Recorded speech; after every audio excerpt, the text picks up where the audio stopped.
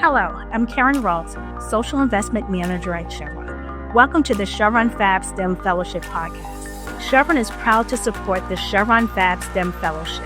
This one-year discovery program is designed for outstanding educators to learn, create, promote innovative and inclusive programs that teach STEM using digital fabrication. Participants in the fellowship program receive a $10,000 stipend to travel to a Chevron FAB Lab and another worldwide lab of their choice. This initiative is part of Chevron's partnership with the Fab Foundation, which aims to foster innovation, inclusivity in STEM education, and community empowerment. Over the years, Chevron and the Fab Foundation have collaborated on numerous initiatives to bring cutting-edge STEM education to underserved communities. We provide resources, training, and support educators, students, and communities at large. So join me in celebrating the achievements of the past Chevron FAB STEM Fellows who have demonstrated excellence in education and innovations. These fellows have made significant contributions to their communities and inspired the next generation of innovators. To learn more about the Chevron FAB Fellowships, please visit the fabfoundation.org website. Hi, I'm Anne-Marie. I'm a high school science teacher working at Wildwood School in Los Angeles, California. I'm one of the Chevron FAB STEM Fellows for 2024. At Wildwood, I teach two courses, Advanced Biology and Neuroscience, to 11th and 12th grade students. My drive to teach stems from the idea that science is as creative a field as art. Science and art are deeply interconnected. And one of the most exciting ways to explore this intersection is through bioart. Bioart requires a deep understanding of organisms, biological processes, and biotechnologies to create a work of art. In my classes, bioart serves as a thread that runs through all our activities. By engaging with bioart, students are not only learning scientific concepts, but also applying them in creative ways. I recently finished the 6-month-long Fabricademy program where I learned how to use digital fabrication to enhance my bioart curriculum. I'm really excited to be part of the Chevron FAB STEM Fellowship, where I have the amazing opportunity to actively collaborate and exchange ideas with like-minded individuals in Fab Labs. I'm particularly interested in developing open source kits, curriculum, and documentation of DIY laboratory equipment that could serve as accessible tools for educators around the world. I want to thank Chevron for their generous support, which makes this journey possible. Today, I'm visiting Takuma Oami from Fab Lab Sendai in Japan. Hi, I'm Takuma. I'm a manager of Fab Lab Sendai, and we are in Sendai City in the northern part of Japan. It takes 2 hours by bullet train from the Tokyo. Initially, Sendai City Council funded our lab, but now we are independent Fab Lab, so we earned and organized our Fab Lab by ourselves. And we often organize STEM workshop like disassembling electronics and hands-on craft class, and also like a coding workshop. And also we are putting effort into making archives of not only stuff people made in our lab, but also materials we can access. So we can tell the people which, the possibility they can make something and stuff. And our team is 2 people, only 2 people, but I'm from the engineering field and another staff member is from the design field. So we can complement each other's knowledge and skills to help our users. There are many digital fabrication workshops in our city. Some of them are private makerspace, and the others are workshops in a university, and another one is run by the prefecture organization. Each lab open their door isolated, separately. Maybe. Okay, so there are many digital fabrication workshops in our city. Some of them are private makerspace, others are workshop in a university, and other one is run by the prefecture organization. We form the local network of a makerspace here, so sharing knowledge, skills, and sometimes introducing other facility to our users. Okay, so shall we talk about our experience in their trip in the Sendai? Absolutely. Yeah. So first, we guide Amari to the some facilities and the place, so she can experience the like an experience and then get to know like a local digital fabrications and the makers cultures. Yeah. So we guide you to the like a first like a Miyagi University, and they have like a digital fabrication research team, and one of them is like a Professor Sato, who is researching about the inflatable structure and the textiles, and I thought like it's a good combination because you graduated from the Fabric Academy. That's why I guide you to there. And could you tell me the experience and the impression from him? For sure.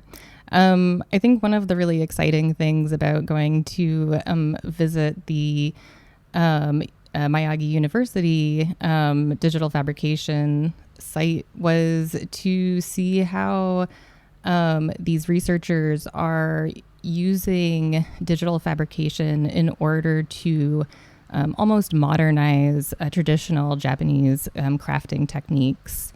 So I got to learn a little bit about Japanese crafts such as urushi. I don't know if I'm pronouncing that correctly. Yeah, urushi. Urushi.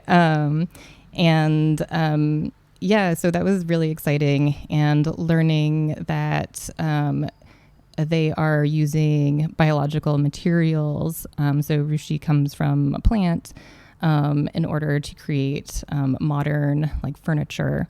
So it was really interesting to explore that sort of side of digital fabrication, and then also seeing how digital fabrication is also used in, for example, creating mobile devices such as the inflatable structure, and also just looking at the labs and the spaces that was available to them. Yeah. As information I add like so urushi is like a natural resin. Yeah, we can take from the specific tree, the urushi tree, and it can be used not only the glue but also the lacquer. Then the urushi research is led by Professor Toki. Yeah, he's a colleague of the Professor Sato, and then Sato is surely like a 4D inkjet printing, which is very cool. It's he used like a origami structure to create like a self foldable like a prototype. Yeah, we see. Okay, as you told me, like it's they really show like a nice combination of craft or the craft technique with like digital fabrication machines. And also we introduced you recycled plastic crab, which is like it was so funny because it's organized by a city council officer working in recycle department. And they do like like a recycle, collecting the plastic waste, and make something from it with like a DIY injection molding machine in every morning. And what did you find there? Could you tell me? Yeah. Absolutely. I think it was a really cool experience to be able to check out this club that happens in the morning to come together and experiment with using recycled plastic collected from beaches to produce new products. So it's a little like upcycling. And I think that there really is a need for being able to collect, plastics on the beaches and elsewhere, and to create something new and useful with them rather than just throwing them away, or they degrade down into microplastics in the ocean, which we all know is not great. And so I think it's wonderful to see city council officers who are actively and excitedly approaching this topic together.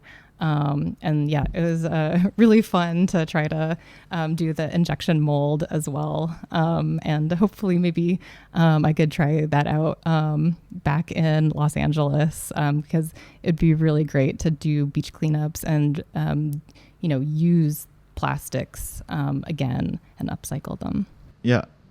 And the most impressive things to me in that morning session is so actually officer is not paid, it's not paid job.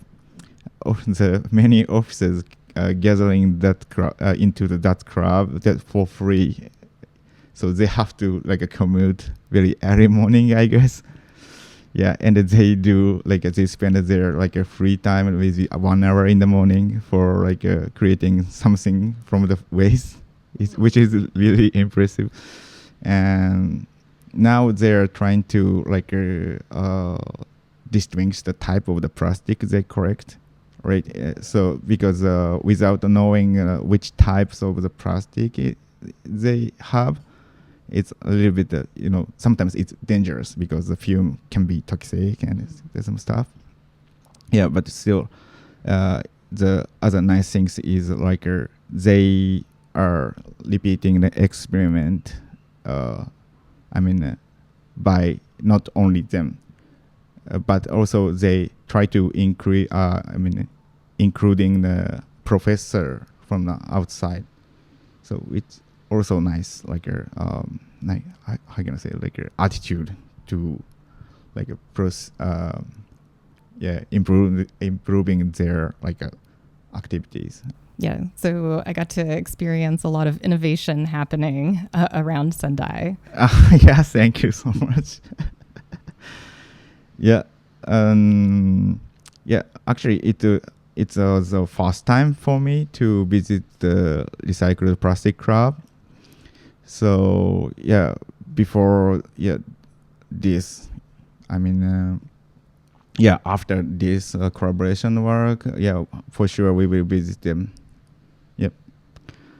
Okay, so shall we talk about our collaboration? Yeah, for sure. Okay. So could you tell me your initial idea? Yeah, absolutely. For our collaboration, yes. So I came into the Fab Lab with an idea of making a DIY microscope. This idea stemmed from my interest in microscopy. And I'm also planning on developing and creating a new class at my school called Scientific Imaging. And so I was thinking about developing curriculum for that class. And also I work with the Southern California Microscopy Society, and they do a lot of outreach. And so I was interested in creating curriculum that would benefit not just my class, but outside of my classroom as well. And so,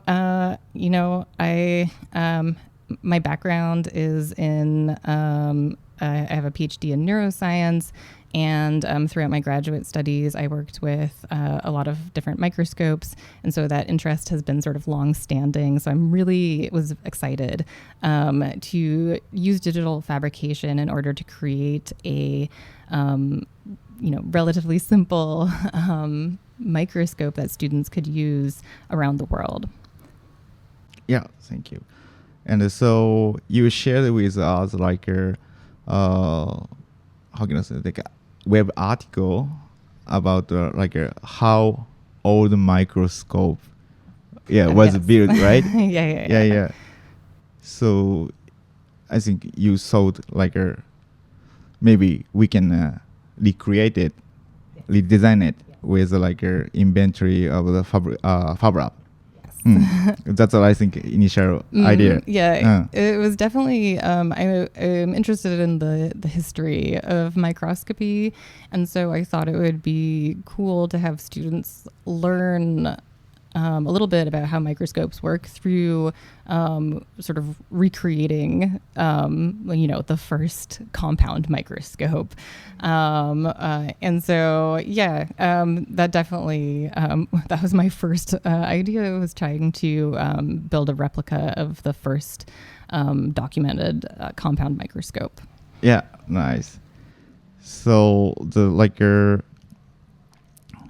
I think end of the first day of your trip, in the evening, we talked about how we collaborate, or what we can make in the 3 days, and then we received some idea from you in advance. So of course, a DIY microscope is there as an idea still. For sure. Yeah. And we searched about DIY microscope plan on the web, but most of them require a pre-made lens. Yes. Yeah. So, but this is I think nature of the makers want to try making something from the scratch. So we also search about we could make our own lens by ourselves from scratch. Yeah. Then we find so in our Fab Lab we have a UV printer, and the UV printer can make transparent ink on acrylic surface, and probably we can make transparent lens by stacking the layer of this transparent ink. And actually we find a research paper as well. But the problem is when you back to your school doesn't have a UV printer. Right. It's such an expensive machine, so we need to alternative process to make a lens by ourselves. Then we find probably we can just drop UV resin on acrylic, then cure it, and probably it works as a lens. It happened to work pretty well. Then we have a transparent UV lens, luckily, in our lab. Then we did a test, and it works very, very well in fast prototyping. So that's a moment we decided to go that direction, and we start building our own microscope in our Fab Lab. I feel like we ran into a little bit of an issue trying to build a compound microscope, so that involves two lenses. Yes. In order to further magnify an image, an object. And so we sort of ran into a roadblock. And so it was actually really interesting and sometimes frustrating, but fun, trying to figure out how to create really high quality lenses using the UV resin. And I got to thinking it actually, maybe we should sort of switch from building a compound microscope to focusing on how do we get students to move through the experimentation process that we're currently moving through in building their own lenses. And so our project sort of shifted gears a little bit into making a lab activity for students to perform experiments and create their own lenses out of UV resin. Yeah, but still, like a lens is like a very good enough to check the observation to do the observation of the insect tiny parts and the tiny maybe the watching the detail of the like a moss growing in the street. So we thought like it's really nice to have like a opportunity to build your own lens in maybe local Fab Lab and a local makerspace, because then you don't need to buy the expensive like a microscope kit. You can build your own. Anytime you want. Yes. And I think it's also a nice opportunity to understand the technologies behind our like a daily life we get from the scratch. And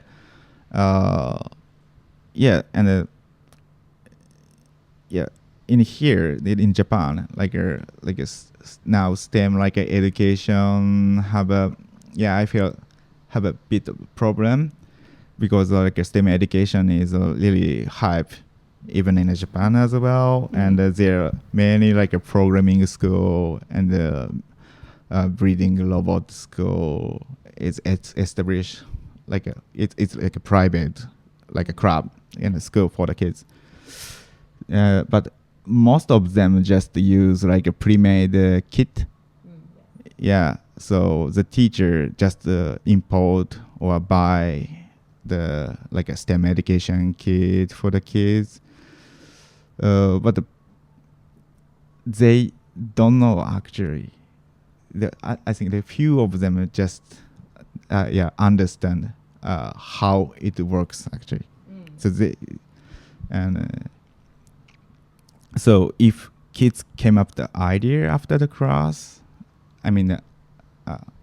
so let's say he wanna use the technology he learned in the class to apply his own daily life. So it's like a advanced like application of the technology, and he asked the teachers, of course, but the teacher doesn't can't answer that because they don't understand the technology from the beginning, from the scratch.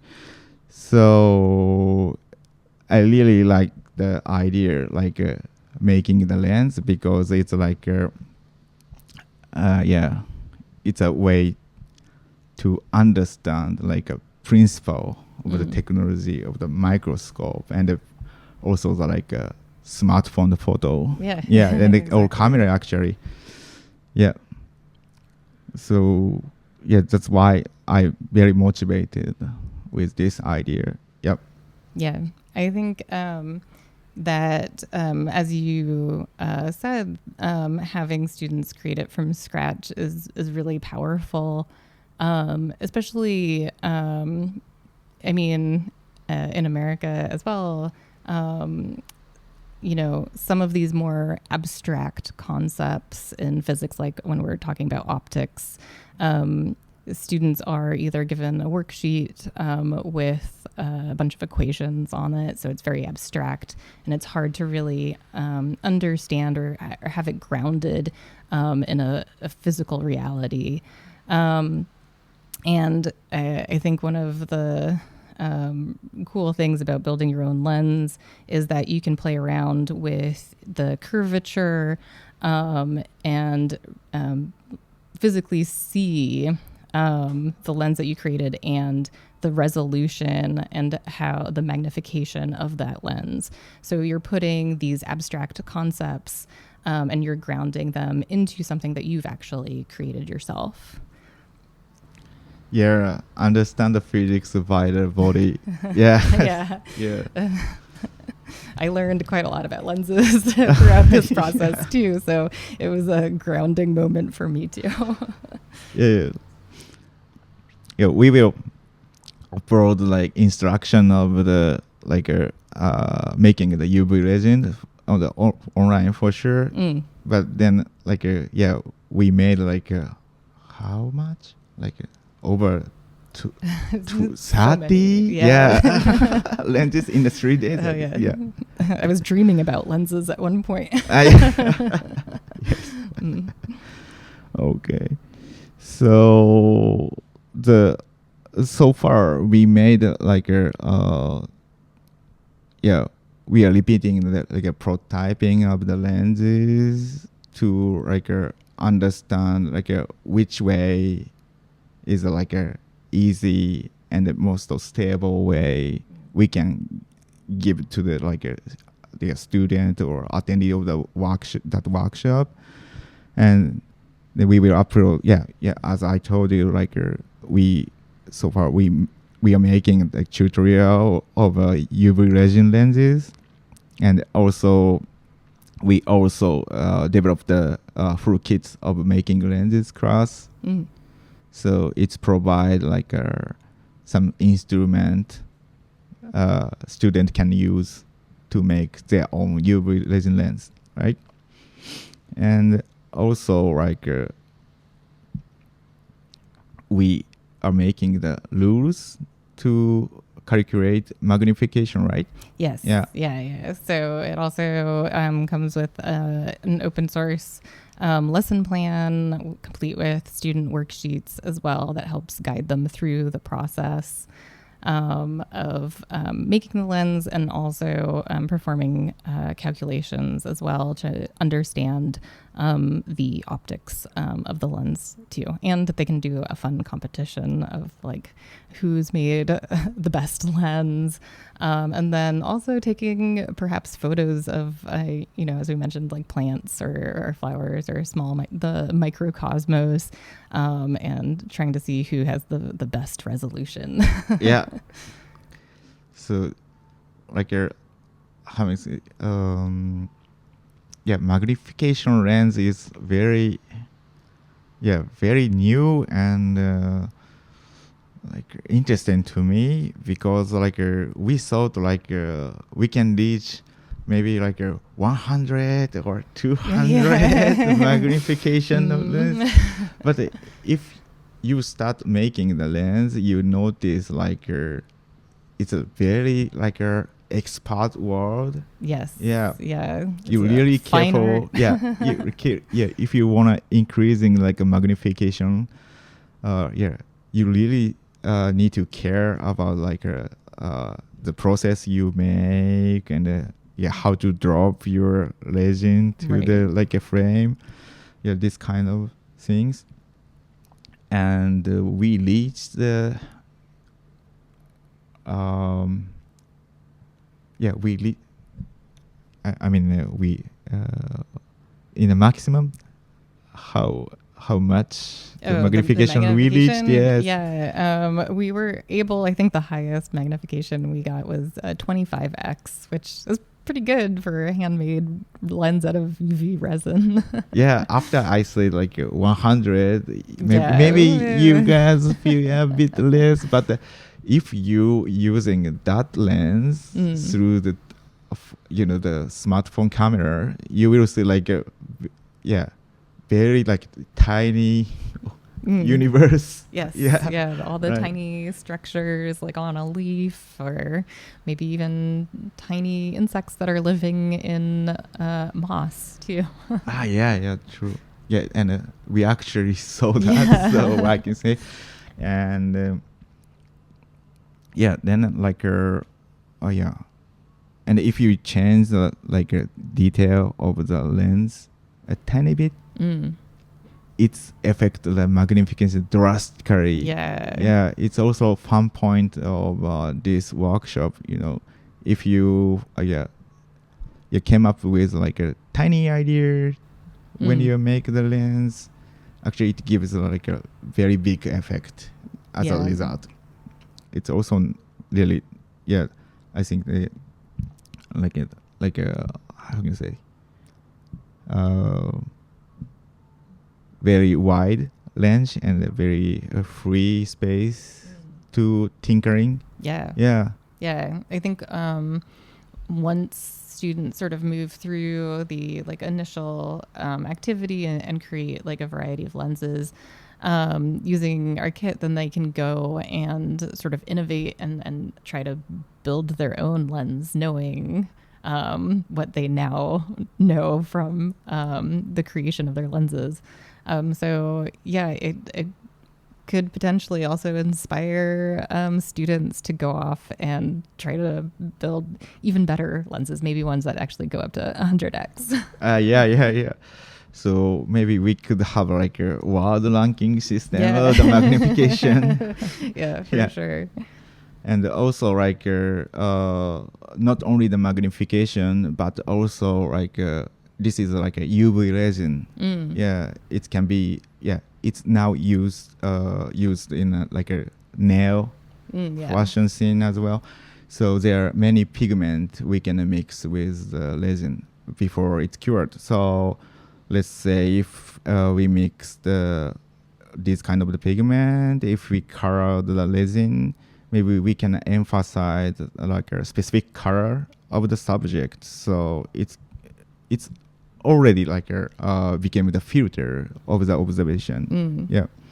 So I think it's like a DIY filter. Yes, color filter. Yes. Color filter. So I think this is also like one of the like a nice aspect of this project, like a hackability. Yeah, absolutely. Yeah. So far, like this is like our like ideas about this project, and then we also have more like ideas for the future plans. Yeah. So as a like end of this conversation, maybe we can go through the ideas for future plans. Yeah, for sure. I think one of the ideas was to sort of create a stable phone base, and that would also the base would support a slide that has a specimen on it, and that slide could be lit up with an LED. So sort of like enhancing the kit a little bit more to make it so that you could take even better images, more stable images than just holding the phone in your hand, which sometimes shakes. Yeah. We already like made a switchable phone attachment, so you can change like the different lens quickly.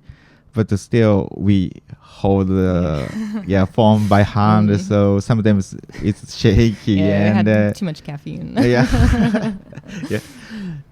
And especially you have to watch into very tiny things, so your little bit handshake affect a big amount, amount movement in a movie and or photo. So the adjustable height stable phone base it's like I think like a top priority future plan, I guess. And also while we're shooting the photo and the movie of like a plant and feathers and moss. We took around our Fab Lab. Yes. We noticed it's so beautiful actually. It was really, really cool to see them close up. And so probably maybe we can build like a online gallery of DIY microscope photos. Yeah, absolutely. So students could contribute their photos to the online gallery. And so we can see, because they're making their own lenses, the progress that they've made in understanding how microscopic, microscopes work and the magnification of lenses. And also just really promote the intersection of science and art, and that looking into the microcosmos, the world that we don't necessarily really see on a day-to-day basis is actually quite beautiful. So yeah, I'm very excited about that possibility of having an online gallery. Yeah, and for this topic, I want to add so not only the mixing the pigment to color the filter, but also maybe we can put the like a sparkle particle into the resin, so we can get more nice shiny photo and the graphic images. You can even try polarized light. Nice. We could get real technical. But tons of options maybe. If we don't put the limit just the magnification, but also the usage of these lenses. Yeah, I love that. And also while we are taking the photo, video is also amazing to shoot with this lens. And I think we can make a great music video with recording with this lens. For sure. A very calming music video. Yes. Yeah, so this kind of the future plans we came up. So of course we will continue this project remotely. Yes. Yeah. And maybe just share the tips. And also developing the new instrument or tools for these lenses. Yeah. I'm very excited to continue to collaborate with you. Me too. And thank you. It's been very, very fun. And I've learned quite a lot being here. Yeah, I'm glad to hear that. And thank you for coming and choosing our lab and our city. Yep. Thank you for having me. The Chevron FAB STEM Fellowship is a one-year discovery program for outstanding educators to learn about, create, and promote innovative and inclusive programs that teach STEM using digital fabrication and engage new and underrepresented student populations in STEM education and careers.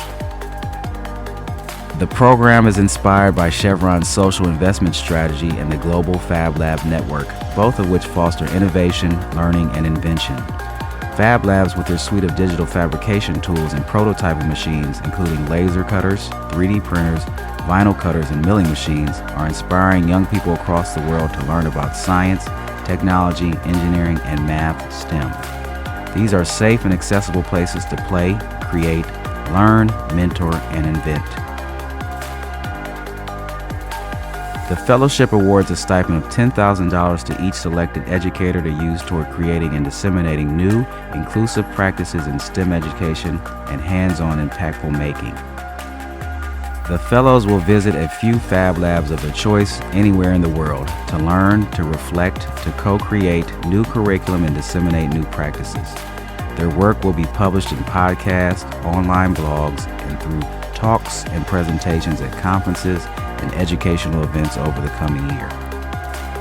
For more information about this podcast series and the Chevron FAB STEM Fellowship Program, please reach out to us at cvxfabstem@fabfoundation.org.